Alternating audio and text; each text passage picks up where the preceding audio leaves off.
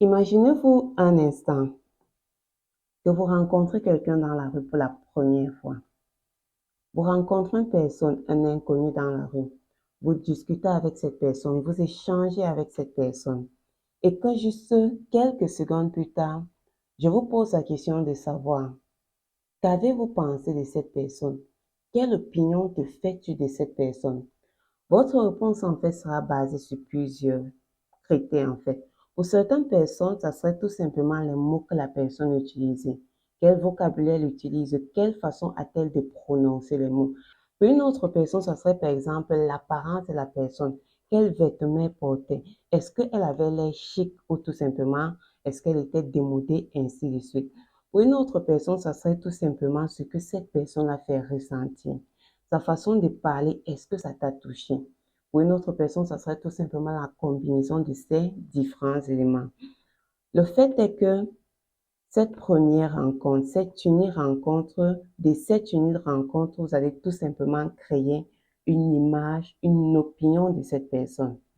Et cette image que vous avez créée sera en fait très difficile à changer et surtout si cette première rencontre est également la dernière rencontre. C'est exactement ce qui se passe lorsque votre copie rencontre votre correcteur à un examen. C'est une première rencontre. Votre correcteur ne vous connaît pas, vous ne connaissez pas votre correcteur. C'est une unique rencontre, une dernière rencontre.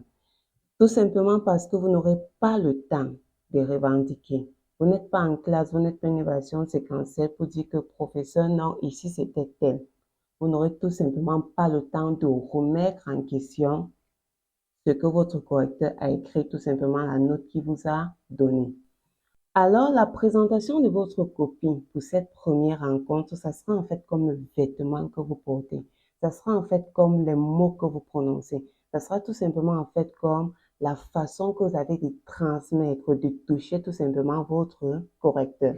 Si par exemple votre vêtement est froissé, si vous bégayez, si vous avez en fait du mal à communiquer, tout cela renvoie à la personne en face de vous une mauvaise image. De même, si votre correcteur regarde votre copie pour la première fois, il y trouve un tas de ratures, un tas de fautes. S'il regarde, il n'y a rien, aucun endroit souligné, aucun endroit encadré. S'il n'arrive pas à dissocier votre A de votre O, s'il n'arrive pas à voir quelle est la différence entre peut-être ton I et ton L, que tes T n'ont pas de barres, que tes P sont bancales, ou tout simplement qu'il n'y a pas d'ordre sur ta copie, que tu dis exercice 1, question 2, ensuite exercice 3, question 1, question 4, ensuite tu reviens encore exercice 1, question 3. Donc tout cela en fait va renvoyer tout simplement au correcteur une très mauvaise image de toi. Et dès que quelqu'un a une mauvaise image de toi, dès que son opinion, le jugement premier qui se fait de toi est négatif, il a généralement tendance à te traiter d'une façon négative. C'est-à-dire tout simplement que ça serait pour un correcteur de vous donner le moins de points possible lorsqu'il sera en train de corriger votre copie. Donc la présentation en fait de votre copie est extrêmement importante parce que ça sera en fait en quelques secondes au correcteur de juger votre travail, de juger en fait, de se donner et de se faire rapidement une image de vous. Donc aujourd'hui ne sera pas juste question de se dire, nous avons étudié pendant 9 mois et quelles sont les connaissances qu'on possède. Non, il ne s'agit pas en fait des connaissances requises, mais il est question pour vous d'arriver à transmettre ces connaissances de la meilleure des façons. Transmettre ces connaissances de façon à ce que lorsque votre correcteur rédige, en fait, corrige une question que vous avez rédigée, que vous avez trouvée, il vous donne tous les points. Lorsqu'il corrige une question que vous n'avez pas trouvée, il vous donne quand même une partie des points parce que vous avez rédigé de la meilleure des façons. Donc, aujourd'hui, je vais partager avec vous 3 conseils dans ce sens. Mais déjà, avant de commencer, mes amis, lorsque vous allez suivre, lorsque on va sonner, donc on va retentir pour chaque épreuve, prenez le temps et la peine de vous calmer, de remplir votre en-tête en premier lieu. Ça ne sert à rien de se précipiter, de paniquer, de ne pas remplir son en-tête et d'être éliminé avant même qu'on ait jugé votre travail. Bien, maintenant, le premier conseil que je vais vous donner aujourd'hui, c'est tout simplement renvoyer à votre correcteur une image positive de vous. Et cette image se fera juste en quelques minutes, je vous assure. Lorsque votre correcteur, pour savoir s'il a une image positive de vous, c'est lorsqu'il va prendre son stylo pour la première fois sur votre copie. Et qu'en posant son stylo, sa main sera dirigée vers le haut. Donc, ça sera un juste pour la première fois sur votre copie. C'est-à-dire quoi? Pour qu'il puisse faire cette action, pour qu'il puisse diriger sa main vers le haut, il faudra tout simplement que vous arriviez à trouver le premier exercice ou tout simplement les premières questions que vous rédigez sur votre copie. Mais comment est-ce que vous faites pour trouver les premières questions que vous rédigez sur votre copie? Pour ce faire, il est important de connaître quel est l'exercice le plus facile pour vous. Sur toute la copie, quel est l'exercice qui vous semble le plus facile? Et pour connaître l'exercice qui vous semble en fait le plus facile, vous devez au préalable lire toute votre copie. Ne commettez jamais l'erreur de vous précipiter parce que vous dites que vous n'aurez pas de temps. Prenez plutôt la peine d'organiser votre travail, vous serez beaucoup plus efficace. Donc, lisez votre copie en 15-20 minutes et vous prenez un crayon, pas le bic parce que ça serait considéré comme de la triche. Vous prenez un crayon, vous annotez l'exercice qui vous semble le plus facile à celui qui vous semble le plus difficile. Non seulement cette méthode va te permettre d'organiser ton travail, mais surtout voici l'information que ça va renvoyer à ton subconscient. Voici les différents chapitres sur lesquels nous serons amenés à travailler. Donc, durant 9 mois, j'ai entendu parler de ces chapitres. Je connais quand même quelque chose de ces chapitres. Donc, tu vas dire en lisant cette épreuve, subconscient cherche en fait les notions dont j'ai besoin pour traiter cette épreuve. Pendant que ton esprit conscient se concentre sur le premier exercice et que tu rédiges, ton subconscient travaille également. Donc, prenez toujours la peine de lire votre épreuve complètement. Survolez pour avoir une idée de quoi les questions de façon générale et annoter des exercices plus simples ou plus difficiles. Le second conseil, ça serait tout simplement, mes amis, répondre à une question se fait en 3 étapes. Respectez ces étapes pour chacune de vos questions. La première des choses, quel est le problème posé? De quoi est-il question? Vous devez en fait rédiger de façon brève le problème que pose la question. C'est-à-dire, par exemple, que prenons une question. Je vous demande de calculer la dérivée. Donc, donne une fonction. Question 1. Calculer la dérivée et étudier le sens de variation de la fonction sur son domaine de définition.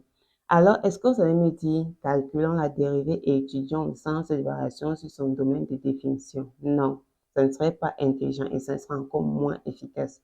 Vous devez juste trouver quels sont les mots-clés dans la question. Ici, ça serait tout simplement le sens de variation. Donc, lorsque vous avez dit 1, vous avez tout simplement dit sens de variation de f et vous soulignez. Vous soulignez pour attirer l'attention de votre correcteur. Voici ce sur quoi je suis en train de travailler. Maintenant, la seconde étape, ça serait tout simplement de répondre, de résoudre le problème dont il est question. Et mes amis, pour résoudre un problème, il y a des façons différentes. Généralement, je catégorise les élèves en 3 catégories. La première, c'est ceux qui ne maîtrisent pas bien le cours et qui ne trouvent pas. Donc, ils ratent leurs questions. La seconde catégorie, c'est ceux qui trouvent.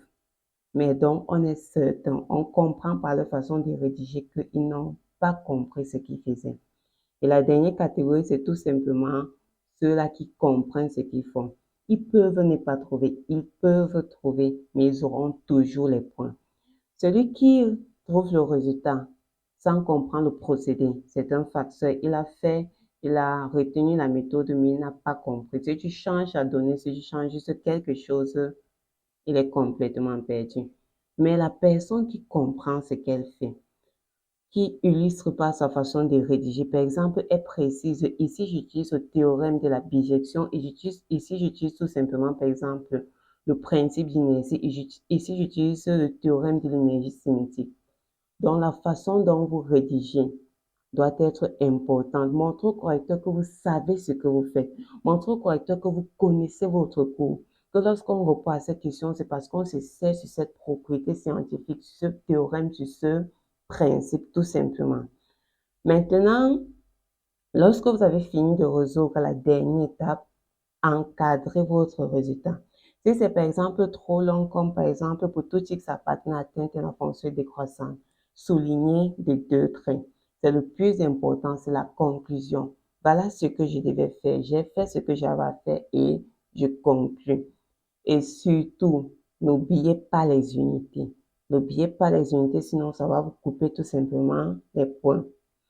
Et mon dernier conseil, ça serait tout simplement que votre copie soit ordonnée, que ce soit lisible. Essayez d'écrire de la meilleure des façons, mais surtout, lorsqu'on arrive sur votre copie, si on commence par l'exercice 1, on va voir l'exercice 1 jusqu'à la fin. S'il arrive que la question 4 de l'exercice 1 vous dérange, laissez de l'espace de façon à ce que vous pouvez revenir et rédiger.